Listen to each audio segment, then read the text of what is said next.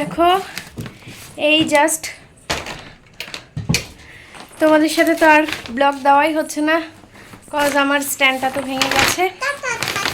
তো কাল হচ্ছে মামপুর স্কুলে পুল পার্টি আছে, তো সেই জন্য বলেছিল কস্টিউমটা হচ্ছে সুইমিং কস্টিউম। বাট আমি সারা বাজার, ইসলামপুরের গোটা মার্কেট, সবগুলো মল, সব জায়গা খুঁজে দেখলাম, কোথাও পেলাম না। তো দেন তারপরে আমি একটু জোগাড় করলাম। বাড়িতে তো ওর হট প্যান্ট অনেকগুলোই রয়েছে, তাও আবার দুটো পছন্দ হলো, নিয়ে নিলাম। প্রথমে এই ছাতাটা নিলাম। দাও আমি খুলে দিচ্ছি, দাও। ওটা সিঁড়িটা হচ্ছে না, এটা খারাপ হয়ে গেছে। দাও ছাতা খুলে দিচ্ছি। যে রুকো, ওয়াও কেমন লাগছে? এই যে এইদিকে কি সুন্দর, মুখটা দেখাও। সুন্দর, পছন্দ হয়েছে? ওয়াও। তো তারপরে দেখো, যাই হোক কি নিলাম, বেশি কিছু নিইনি, যেটা দরকার ছিল। এ বাবা, মামপুরটা খুলে গেছে। তা আমি ব্যাগখানে মামপুর নিলাম দুটো সুন্দর কটন হট প্যান্ট। এটা হচ্ছে বটম দেওয়া আছে, আর এটা হচ্ছে এলাস্টিক দেওয়া। আমার এই কালারটা ভীষণ ভালো লেগেছে, ভেবেছি কালকে এটা ওকে পরাবো। আর এখানে এই যে কোনো জায়গাতে আমি ক্রপ টপ পাচ্ছিলাম না ওর জন্য খুঁজে, দেন আমি এটা জোগাড় করলাম, এটা নিয়ে নিলাম। এটা হচ্ছে ওর আর এক পিস রয়েছে, 3 পিস, আর এটা হচ্ছে ওর বুবু। তো আমাদের ছোটো মামপুর জন্য এটা নিয়ে নিলাম। আর ছোটো মামপুর জন্য হচ্ছে আমি কটন জামা খুঁজছিলাম, বাট ওর সাইজের পেলাম না। আর ওর জন্য কাপড়ের জুতো। আমাদের ছোটো মামপুর জন্য হচ্ছে কটন জামা খুঁজছিলাম, কারণ ওর সামনেই মুখে ভাত। এমনিতেও অনেক কটন জামা রয়েছে, তাও ভাবলাম যে যেদিন মুখে প্রসাদ দেওয়া হবে একটু লাল টকটকা রঙের কোনো জামা পেলে, বাট পেলাম না। আর দি বলেছিল হচ্ছে কটন জুতো, যেটা তোমরা দেখেছিলে মামপুর যখন হয়েছিল, মামপুর হওয়ার আগে আমি কিনে রেখেছিলাম। না না না সরি, ওটা মামপুর হওয়ার পরে ছোট্ট, ওটা কটনের জুতাটা ছিল। তো সেই জুতাটাও খুঁজে পেলাম না, দেখি এর মাঝে আর একদিন যাব। আজকে হচ্ছে বাজার কলকাতা প্লাস কসমো বাজার দুটোতেই গেছিলাম, দুটোতেই পাইনি। আর স্টাইল বাজারে যাওয়ার ইচ্ছে ছিল না, প্রচণ্ড টায়ার্ড হয়ে গেছিলাম। কারণ আমরা প্রথমে গিয়েছিলাম বজরংবলী মন্দির, ওখানে পুজো হলো, প্রসাদ নিয়ে তারপরে আমরা এগুলো গোটা বাজার খুঁজে তারপরে মলে ঢুকেছি। তো ভাবলাম যেদিন এর পরের দিন যাব স্টাইল বাজারে, ওখানে আর একবার দেখে নেব যে জুতো পাওয়া যায় কি না, তাহলে নিয়ে নেব। তো আজ আমি এই কারণেই ভিডিও দিতে পারছি না, কারণ আমার স্ট্যান্ড তো নেই। আর কালকে মামপুর স্কুলে কী হচ্ছে কালকে সবটা তোমাদের সাথে শেয়ার করব, কারণ কালকে ওখানে আমাকে যেতে হবে। তো চলো আজকে মতো টাটা, দেখা হচ্ছে কালকে। যেই সাইজটা মেয়ের জন্য নিয়েছে, ওটা মেয়ের পুরো ঢুলঢুলা, শরীরে কিছু নেই তো কী হবে। আর এটা হচ্ছে যেটা আমাদের ছোটো মামপুর, যেটা 0 থেকে 6 মান্থ, ওটা ওর একদম ফিট হয়েছে। তো কী করব, আমি পুচকুর বাবাকে বললাম এটা কিন্তু ওর বড় হবে, আমার সাথে তর্ক করলো, না না বড় হবে না। এখন ভাবছি কালকে ছোটো মামপুরটাই পরিয়ে নিয়ে যাব, আর তারপরে মামপুরটা এক্সচেঞ্জ করে নেব। কি নতুন জামা। তো দেখো বন্ধুরা, এখানে হয়ে গেছে আর এক কাণ্ড। আমি যখন মামপুকে হট প্যান্টটা পরিয়ে দেখি, সেটা দেখি প্রচণ্ড কোমরে লুজ, দুটো হট প্যান্টই লুজ। ওকে ওর সাইজে নেওয়া হলো, তারপরেও যে কী করে, অ্যাকচুয়ালি ওর বডিটাই এমন, মানে কিছু তো খাওয়া দাওয়া করে না যে একটু গোলুমলু হবে। আর টপটা তো লুজ ছিল, তাও ভেবেছিলাম কালকের দিনটা ছোটো মাপু টপটা পরিয়ে ম্যানেজ করে নেবো। এখন হট প্যান্টটা লুজ দেখে তো আমি মাথায় হাত, যে আমি কালকে ওকে কী পরাবো।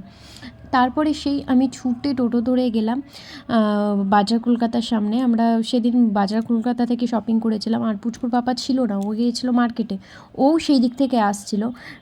গিয়ে দেখি লাইটসগুলো সব অফ করে দিয়েছে, বাট মলটা বন্ধ হয়নি। কিন্তু আমি তাদেরকে অনেক রিকোয়েস্ট করি যে আমাকে এটা এক্সচেঞ্জ করে দেওয়ার জন্য, জাস্ট অন্তত একটা হট প্যান্ট এক্সচেঞ্জ করে দেওয়ার জন্য, সাইজটার এত ইস্যু হচ্ছে, কালকে আমার লাগবেই। বাট ওরা কোনো কিছুতেই রাজি হয় না।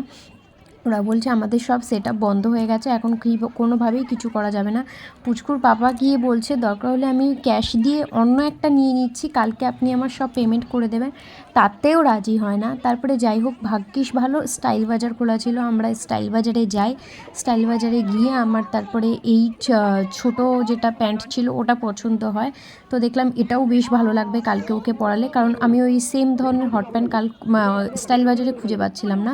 স্টাইল বাজারে ছিল মানে প্লেন কাপড়ের মধ্যে, প্লেন পুরো কটন হট প্যান্ট, বাট ওটা আমার অতটা ভালো লাগছিল না। তারপরে আমি এটা ভাবি যে আমি নিজেই মানে মাইন্ডে একটা ইম্যাজিন করে নিই যে এইটা যদি আমি ওকে এইভাবে সাজাই এটাও বেশ ভালো লাগবে।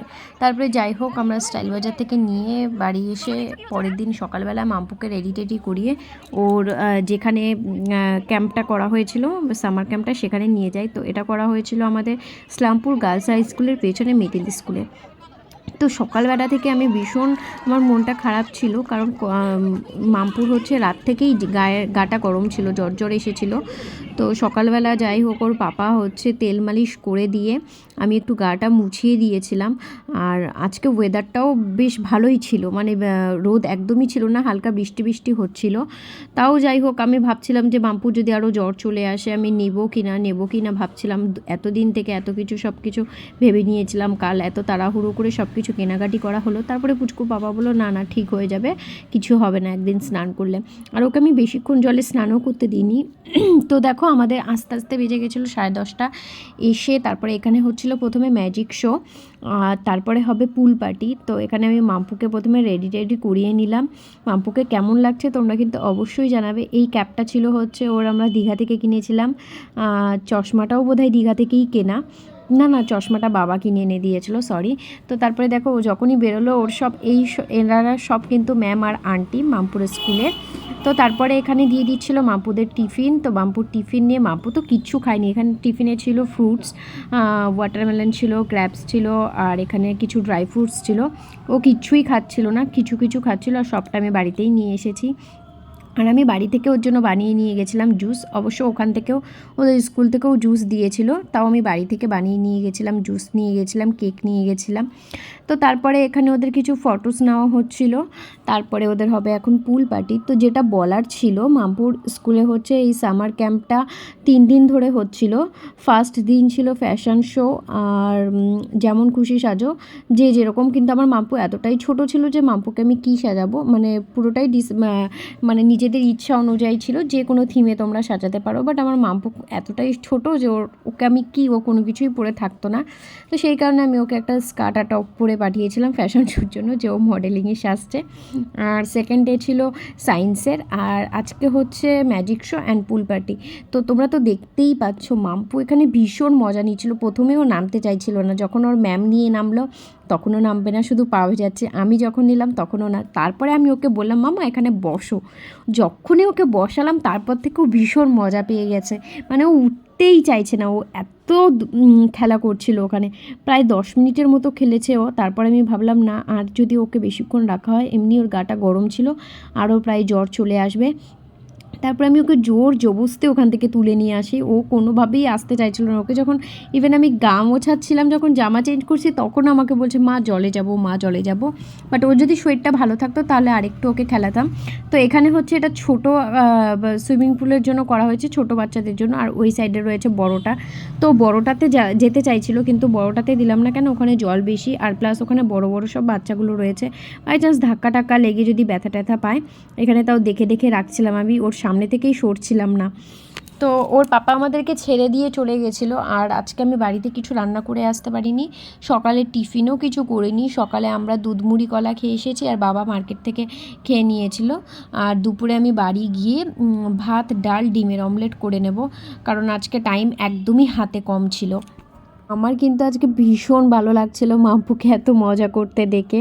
ও সব কিছু ভীষণ এনজয় করেছে, আর সবাই শুধু চমচমের কথা বলছে। কিছু ছোটো বাচ্চাগুলো নামতেও চাইছিল না, ভয় পাচ্ছিল। বাট আমাদের মাম্পু তো মানে ওর কোনো কিছুতে ভয় নেই, ও সব কিছুতে এক্সপার্ট। আর আগে আমাকে তোমরা বিশ্বাস করবে না, স্কুলে সবার গার্জিয়ানগুলো, আন্টি ম্যাম সবাই বলে যে ওর মধ্যে এত এনার্জি, যে ও স্কুলে সব সময় খেলতে থাকে, মানে কখনো ও টায়ার্ড হয় না, ও এত এনার্জি। মামা উঠো এবার, এই যে উঠো, চলো। না উঠো।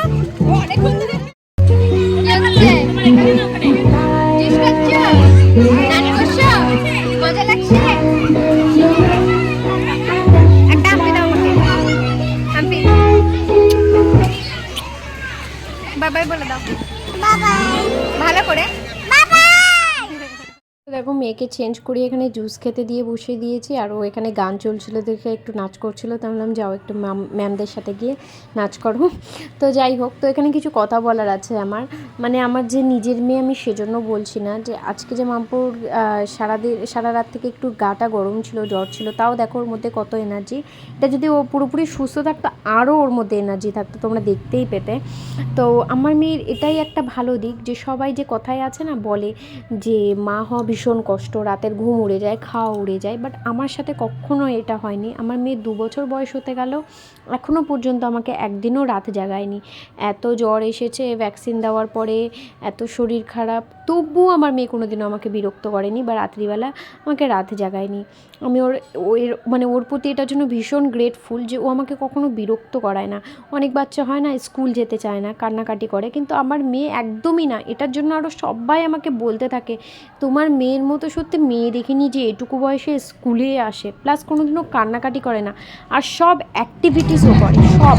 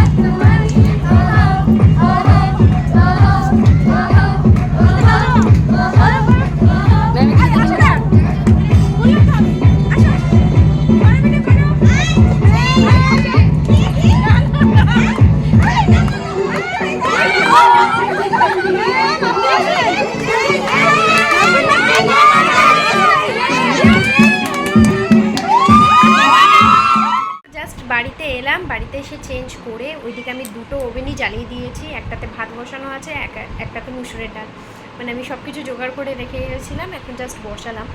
অত সকালে রান্না করে যাওয়া সম্ভব ছিল না, সেই কারণে করে যাইনি। মাম্পু আছে কাকিবাড়িতে, তো এখন হচ্ছে মাম্পুর সব ভিজে জামাকাপড়গুলো ধুয়ে মেলে দিতে হবে, নাহলে গন্ধ হয়ে যাবে, আর নাহলে মেশিনে দিয়ে দেবো। আর ওইদিকে দেখো পুরো ঢিপ হয়েছে জামা কাপড়। তো মাম্পু তো আজকে ভীষণ মজা করেছে, ওকে যখন ওখান থেকে জল থেকে উঠিয়ে নিয়ে জামা চেঞ্জ করাতে আসছে, ও আবার ওখানে যাবে, কান্নাকাটি শুরু করে দিয়েছে। তো যাই হোক, আজকের মতো ব্লগটা এই পর্যন্ত। আর কেমন লাগলো অবশ্যই কিন্তু কমেন্ট করে জানাবে, যদি ভালো লেগে থাকে তাহলে লাইক কমেন্ট অ্যান্ড শেয়ার করে দিও, আর আমাকে এভাবে আমার পাশে থেকে আমাকে সাপোর্ট করে যাও। তোমাদের সাথে দেখা হচ্ছে আবার নেক্সট কোনো ব্লগে। আজকে তো সবাইকে টাটা, বাই বাই।